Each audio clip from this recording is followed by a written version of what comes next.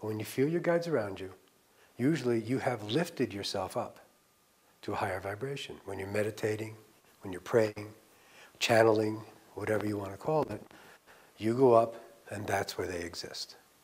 So that's what we're going to do as a class, is bring the group up to a higher frequency. And now you're in touch with your guides more easily. It really doesn't matter to me what system a person uses. You know, I travel and I teach, and the first thing I say is, use your own techniques for getting centered and relaxed. That's your foundation. Relaxation is about the mind expanding. The body relaxing means you're expanding it. And now you're lighter, you're fluffier, you're more ethereal. And you can access your aura even further. You can invite your higher self, your personal spiritual guides, whatever system you work with, to access your frequency and pour energy and consciousness through your aura. And that's called channeling, psychic reading, healing, prayer. You know, it depends on what a person calls it, what frequency they're working with, what you would label it. Now, the other reason I work on this particular topic is I have spoken to people who, because they believe that it's a certain being giving them the information, they don't feel they have the right to question it. That could be dangerous, especially just for their own personal growth. Well, if Archangel Michael tells me I should do this, how could I say no? But if it's just a spiritual guiding system suggesting it through my intuition, my logic can stay in proportion to the guidance. My sense of self, my gut feelings, my filters can all be intact. You know, otherwise you have to say, well, you know, Michael, I know you're pretty lofty, but no, we're having pizza tonight. And I have had people say that to me. I said, do you want to go to this restaurant, to that restaurant? And they had to check with their guides. And I said, your guides do not have a digestive system.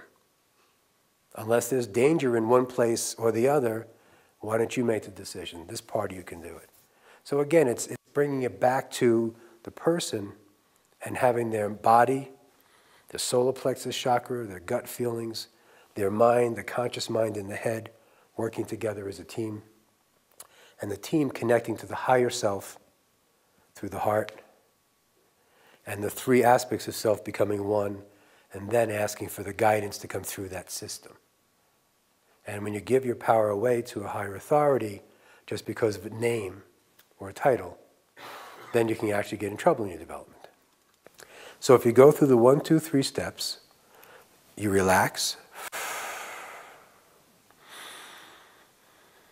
you energize, opening all the chakras, base chakra, navel chakra, solar plexus, heart, throat, third eye, and crown. And you imagine you're a 12-foot ball of energy. You are your aura, not just your physical body. And then you connect that system to your higher self, to higher guidance. Now this energy flows through you, and it lifts you up into higher dimensions, higher frequencies. And you'll have more wisdom, more love, and more power pouring through you simply because you are more open. And that's what's inside you. In your heart is this wisdom, love, and power. And when all these other parts of you stop trying to run the show and allow your heart to be the one in charge, then these higher beings can come through you in a very beautiful way. And they will uplift you. You'll feel a difference in your body. So when your body says, I love this warmth, this expansion, this heightened feeling, you know the connection is working. So I can usually tell how deep the guides are in and how deep they're influencing the class by the reaction of the people, by their auras getting brighter, by their bodies getting warmer.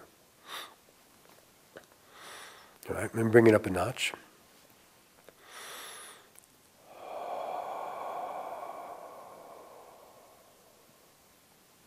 There's a certain technique I use, an act of surrender, so to speak, where I just let a song play inside me. It could be a song, Sweet Surrender.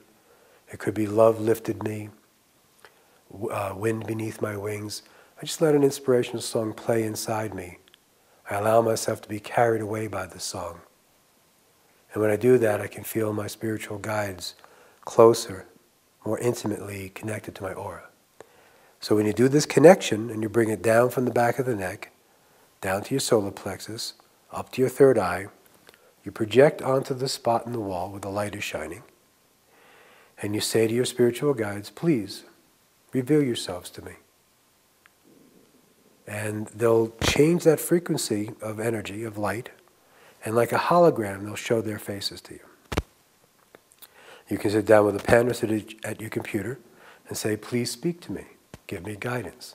When the guides first start coming in, I wonder, can I do it? Is it real? Is it happening now? Is it happening now? What's going on? As I relax and surrender to the process, the guides can come in deeper and deeper.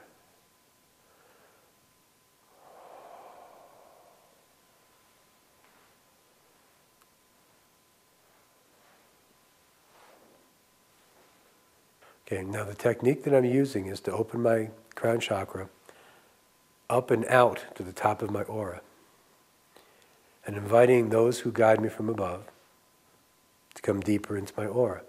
So when you do that first technique, back of the neck, which is your higher self channel, solar plexus, connecting to the inner child, your subconscious, your psychic center, up through the heart, the Christos, the divine spark, the I am presence, and then up to your mind. In a sense, it's already surrender. You're saying, the order is my higher self to my inner child, to my I am presence, and then my mind. And the mind gets bathed with all this energy.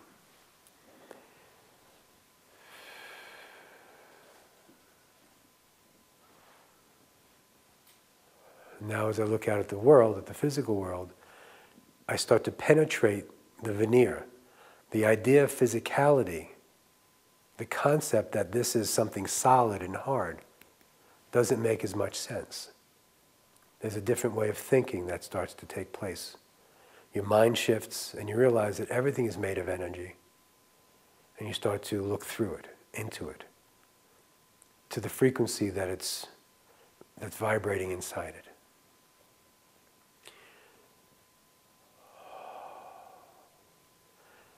And then I invite my guides to come in deeper, and I bring my consciousness down a little bit. So right now, I'm expanding my consciousness and letting the guides come in. So the first step is, in a sense, being overshadowed by your guides, although it's really light, not shadow. And then it's being influenced in a psychic way. The connection means that the guidance is going to come through you, come percolating up from your subconscious, come to you in your own words, your own images, whatever's been programmed into you in this earth life. And then the next step in channeling is to let them come through directly, speaking through your throat, coming into your upper chakras and expressing themselves more directly, coming through your hand. Inspired writing is when you're looking at it, when you know it's being written. Semi-automatic writing is you have these moments, these eureka moments, these moments of fluid channeling, and then your own thoughts and fluid channeling. And then full transmedium or automatic writing is when your hand is doing it and you have no idea what it's writing or typing. It's very simple. If you want to feel good, open. That's what a flower does. You just open and the light shines. It's that simple. The purpose of spiritual guides is to help you become as simple as a flower in the field.